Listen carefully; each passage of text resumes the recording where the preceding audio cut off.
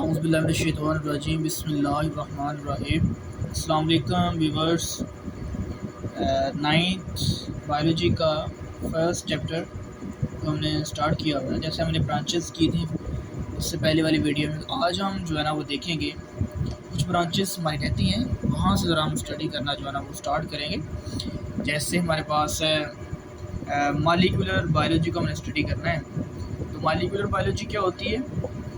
ऐसी बायोलॉजी की वो शाख जिसमें हम बड़े बड़े मॉलिक्यूल्स की स्टडी करते हैं मैक्रो लेवल्स के ऊपर। जैसे जो है ना हमारे पास कुछ स्पेशली बायो मॉलिक्यूल्स की जैसे हम स्टडी अगर करें, ठीक है, लाइक कार्बोहाइड्रेट्स का भी आपको पता होगा, शुगर्स को कहते हैं, ठीक है, ग्लूकोज को कहते हैं, फ्रुक्टोज को कहते हैं। जितनी स्वीट चीज़ें वो कार्बोहाइड्रेट्स में आती हैं, तो ये एक मॉलिक्यूलर बायोलॉजी है। उसके अलावा हमारे पास प्रोटीन्स हैं, जैसे इसमें जो है ना प्रोटीन्स आते हैं, एक मैक्रो मॉलिक्यूल्स है और ये बनती है किसी अमाइनो एसिड से जो है ना डिज़ाइन होती है। उसके अलावा हमारे पास जो है ना वो लिपिड्स हैं। और लिपिड्स क्या होते हैं ये व्यूअर्स, आपको पता है कि जो लिपिड्स हैं जो फैट्स और ग्लिसरॉल से जो है ना वो मिलकर डिज़ाइन होते हैं, बनते हैं, ठीक है। तो ये भी एक मैक्रो मॉलिक्यूल्स है। उसके बाद हमारे पास आ जाता है न्यूक्लिक एसिड, स्पेशली एक बहुत बड़ा इम्पोर्टेंट मॉलिक्यूल्स, बायोलॉजिकल मॉलिक्यूल्स, जिसमें डीएनए आता है, जिसमें जो है ना वो आरएनए आ रहा होता है। इससे हम न्यूक्लिक एसिड्स का जो है ना वो नाम देते हैं। मॉलिक्यूलर बायोलॉजिस्ट किसे कहते हैं? And the definitions also study fundamentals life process. Biologist वो होते हैं, स्पेशली मॉलिक्यूलर बायोलॉजिस्ट वो होते हैं जो फंडामेंटल लाइफ प्रोसेस को स्टडी करते हैं, जैसे डेवलप करते हैं ड्रग्स को, ठीक है। ड्रग्स किसे कहते हैं? जो मेडिसिन होती हैं या अल्कोहल वगैरह होते हैं, ये ड्रग्स होते हैं। And create genetically modified organisms. और स्पेशली मॉलिक्यूलर बायोलॉजी में जितने जो है जेनेटिकली मॉडिफाइड ऑर्गेनिज्म बनाए जाते हैं, जैसे इंसुलिन का रिलेटेड है, या सबसे पहले एक शीप को जो है ना वो डॉल्फिन शीप बनाई गई थी, जेनेटिकली मॉडिफाइड वो जो है ना वो ऑर्गेनिज्म था। तो हम जो है ना ये डीएनए में चेंज करके तो ये ऑर्गेनिज्म क्रिएट कर सकते हैं। उसके बाद हमारे पास एम्ब्रियोलॉजी क्या होता है? एम्ब्रियो की स्टडी, जाइगोट्स की स्टडी एम्ब्रियोलॉजी कहलाता है। Very very important study of process of development of organisms from fertilised egg. Embryology वो ब्रांच है जिसमें हम डेवलपमेंट को स्टडी करते हैं ऑर्गेनिज्म की, कहाँ से? फर्टिलाइज एग से। यानी आपको पता है कि एग है, उस पर मिलते हैं, जाइगोट बनता है, और वहाँ से स्टडी करना एम्ब्रियोलॉजी कहलाता है। In this branch scientist study tissues and organs formation. और इस ब्रांच में जो साइंटिस्ट होते हैं स्पेशली वो किसको स्टडी कर रहे होते हैं? टिश्यूज़ को बनने वाले और ऑर्गन फॉर्मेशंस जो बाद में होती हैं। और आइडेंटिफाई बर्थ डिफेक्ट, और बर्थ डिफेक्ट वो जो है ना उसको भी आइडेंटिफाई करते हैं और डेवलप करते हैं medical treatments, specially medical treatments को भी डेवलप करते हैं। ये सारा का सारा जो प्रोसेस है ये कहाँ हमें सीखने को मिलते हैं? एम्ब्रियोलॉजी के अंदर, दिस इज कॉल्ड एम्ब्रियोलॉजी। उसके बाद है जेनेटिक्स। जेनेटिक्स क्या होती है? ऐसी ब्रांच ऑफ बायोलॉजी जिसमें हम डील्स करते हैं with the study of transfer of characteristics from parents to offspring. Genetics क्या होती है? जिसमें हम वो देखते हैं कि एक पेरेंट्स से जो कैरेक्टर ट्रांसमिट हो रही है ऑफस्प्रिंग के अंदर, वो जेनेटिक्स होती है। हमें पता है कि हमारे कुछ कैरेक्टर हमारे अपने पेरेंट्स से मिल रही होती हैं, रीज़न कि उसके जो पीछे है वो जेनेटिक्स काम कर रही है। जेनेटिक्स डीएनए जो है ना वो ट्रांसफ़र हो रहा होता है। In genetics scientist also study the cause of genetic disorders. और जो साइंटिस्ट स्पेशली जेनेटिक लिहाज से वो क्या कर रहे होते हैं? वो जेनेटिक डिसऑर्डर को जो है ना वो उसके बारे में गाइड कर रहे होते हैं और डेवलप कर रहे होते हैं better varieties of plants and animals. और उनके जीन मेकअप में चेंजिंग ला के हमें एक हाइब्रिड प्लांट्स और एनिमल्स के बारे में जो है ना वो इंफॉर्मेशंस भी दी जा रही होती है। This is called genetics. उसके बाद हमारे पास आता है palaeontology. Very very important. Palaeontology क्या होती है? The branch of biology that deals with the study of fossils. Fossils की स्टडी करना पैलेंटोलॉजी कहलाता है। फोसिल्स क्या होते हैं? जो प्लांट्स या एनिमल डेड हो जाते हैं और ज़मीन के अंदर चले जाते हैं और वहाँ पे उन्हें काफ़ी टाइम लग जाता है, ठीक है। और उस टाइम जब ज़मीन के अंदर डिकम्पोजिशन होती है, वो डेड होते हैं और फिर उन्हीं के फोसिल्स बन जाते हैं। और वो फोसिल्स के अंदर क्या क्या चीज़ें शामिल होती हैं? वहाँ से हमें पेट्रोल की फॉर्म में वो मिल सकता है, डिफरेंट अदर मटेरियल की फॉर्म में ये फोसिल जो है ना वो कन्वर्ट हो जाते हैं। The examination of fossils help scientists to know the evolutionary history of organisms। और ये fossils जो है ये हमें हेल्प कर रहे होते हैं कि हम किसी भी ऑर्गेनिज्म की एवोल्यूशन को डिस्कस कर सकते हैं। लेट्स सी कि कोई भी एनिमल है जो है ना उसकी हम एज को बता सकते हैं कि ये कितना पुराना है, अगर वो दुनिया में है या नहीं है, बस हमारे पास उसका फोसल होना चाहिए। फोसल को देख के हम बता सकते हैं कि ये ऑर्गेनिज्म कितना पुराना है जो है ना। तो दिस इज कॉल्ड एवोल्यूशन।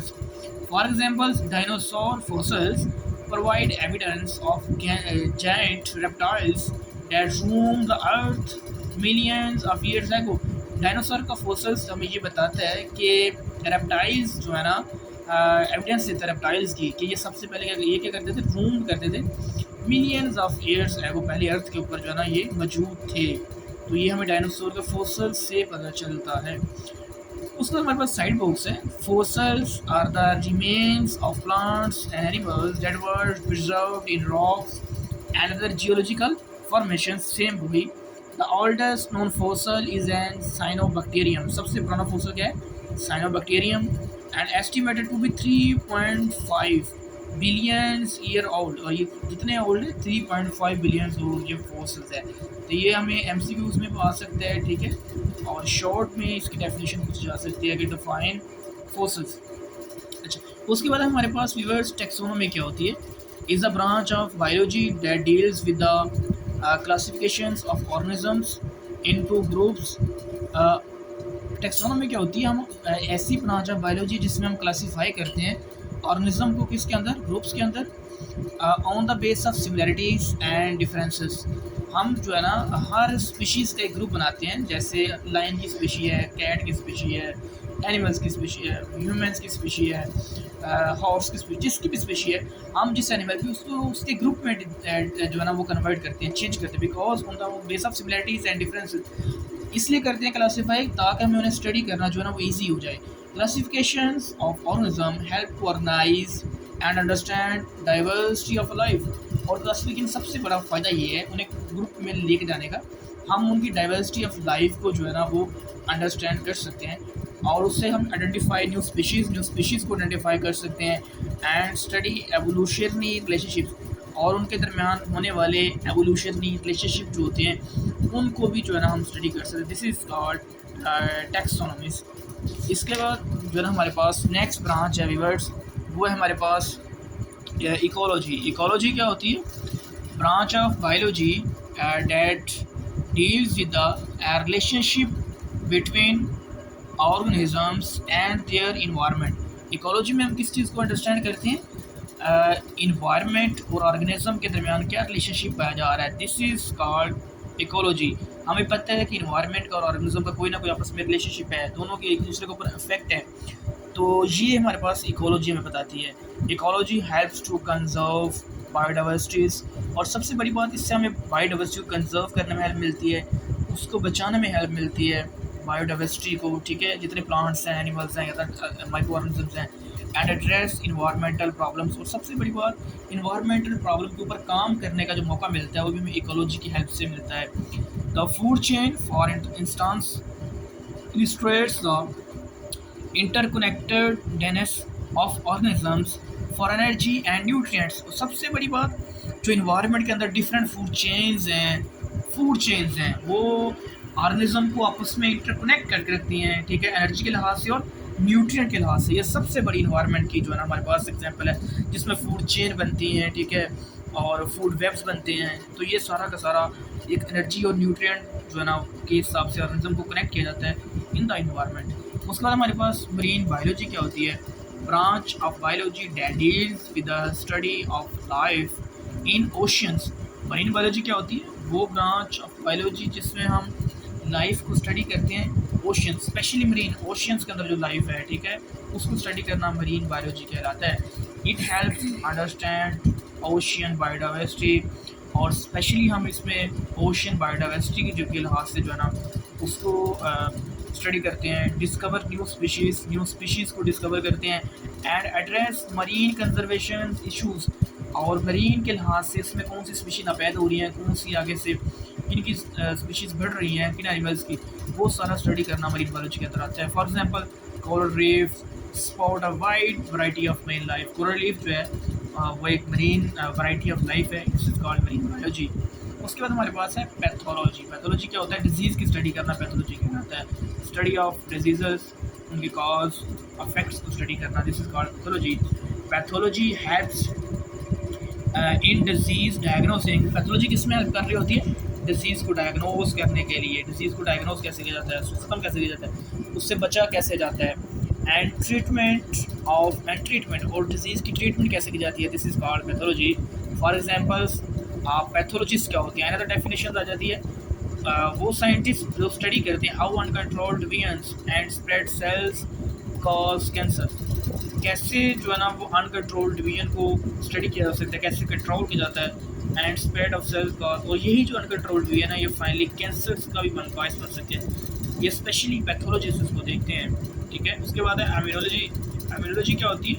वो ब्रांच जिसको हम स्टडी करते हैं कंपोनेंट्स को of the immune system. Immunology किससे निकलती है? इम्यून सिस्टम से निकलती है। And their role against diseases, और डिजीजेस के रोल अगेंस्ट।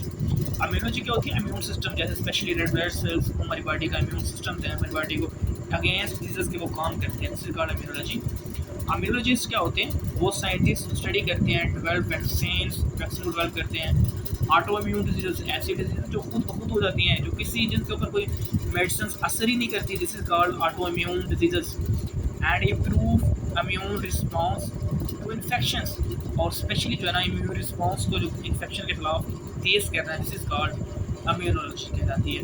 उसके बाद हमारे पास है व्यूअर्स फार्माकोलॉजी। क्या होती है? Pharmacology is a branch in which we study drugs and their effects on the body। इसमें हम फार्माकोलॉजी स्पेशली हम ड्रग्स को स्टडी। ड्रग्स जो है ना वो क्या होती है? वही मेडिसिन होती हैं। ड्रग्स क्या होती है? मेडिसिन होती हैं, उनका इफेक्ट्स देखा जाता है बॉडी के ऊपर, positive and negative, this is called pharmacology. This help in the development of new drugs, और ये न्यू ड्रग्स जो हम डेवलप कर रहे होते हैं उसमें हेल्प आउट करती है pharmacology. For examples new antibiotics जो डिस्कवर हो रही हैं, develop that are used to kill bacteria, और ये बैक्टीरिया को किल करती हैं बिकॉज बैक्टीरिया हमारी बॉडी में पाए जाते हैं। जो मेडिसिन बनती है वो बैक्टीरिया के अगेंस्ट बनती है, एंड ट्रीट बैक्टीरियल इन्फेक्शन, और ये मेडिसिन होती हैं जो बैक्टीरियल इन्फेक्शन को एलिमिनेट करती हैं। These are just a few of the many branches of biology. Each branch offers unique insight into the fascinating world of life, contributing to our understanding of the complexity and beauty of the planet. ये branches of biology हैं जो हमें सिखाती हैं कि हमने कैसे जो है ना वो लाइफ को फैसिनेट बनाना है और कंट्रीब्यूट करना है, और कम्प्लेक्सिटी को जो है ना वो उसके ऊपर काम अंडरस्टैंड करना है, और यही हमारे ब्यूटी प्रोवाइड करती है हमारे प्लैनेट को, this is called off biology and all over branches of biology. Viewers, यहाँ तक हमने टॉपिक को स्टडी किया है, और अगर आपको क्वेश्चन हो तो आपने ज़रूर कमेंट सेक्शन में क्वेश्चन जो है ना वो पूछना है, ठीक है। जल्द से जल्द आपको जो है ना वो रिप्लाई किया जाएगा। और उसके बाद अगर आपको अपने चैनल को लाइक भी करें, सब्सक्राइब भी करें, ठीक है। और नेक्स्ट वीडियो का जो है ना वो आपने इंतज़ार करना है। अल्लाह हाफिज़, थैंक यू।